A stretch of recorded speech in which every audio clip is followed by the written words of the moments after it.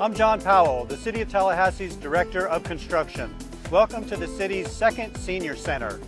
This new facility will include 40,000 square feet of recreational facility for Tallahassee's senior community. The new building will include a multi-purpose gymnasium for pickleball, basketball, volleyball, table tennis, and much more. It will also include exercise rooms, a medical room, auditorium, meeting rooms, catering kitchen, and more. The facility was designed with a large, welcoming entry canopy and open, inviting floor plan.